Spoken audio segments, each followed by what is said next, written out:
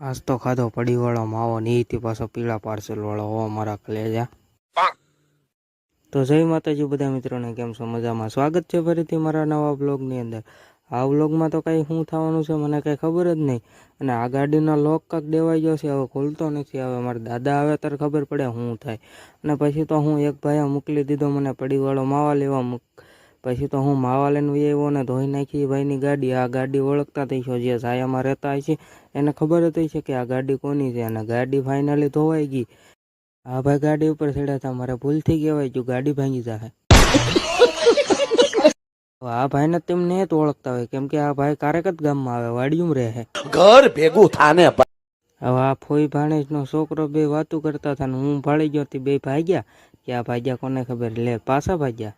આ તઈને ક્યાંક જાતા હા, ક્યાં જાતા હા કહી દઉં, ભાવનગર જાતા હા. મને તો લઈ ન ગયા. લે હવે અમને ન લઈ ગયા તો કાંઈ વાંધો નહીં, આ ભાણાને ન લઈ ગયા. પછી અમે બે તો જવા મળ્યા દુકાને, ક્યાં ખબર માવો લેવા. પછી તો મેં બની નાખ્યો માવો, અને માવો બનાવ્યો પડી વાળો. હો ભાઈ, આપણે લોકલ તો પાછા ખાતા જ નથી, કેમ કે આપણે ભાઈ પૈસા તો એટલા હે ને આપણી આગળ.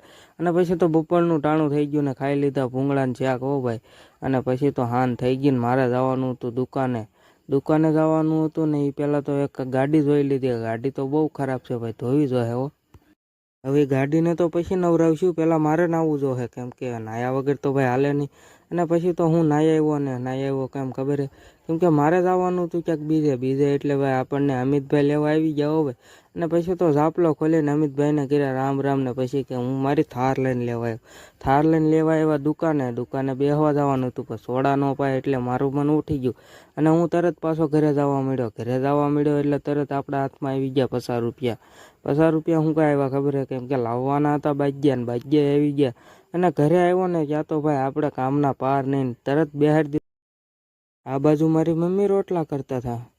વાલો હું હવે બાજ્યા ખાંડ નાખું ને. તમે હવે ફોલો ને સબસ્ક્રાઈબ કરતા જજો, વાર ન લગાડતા પાછા.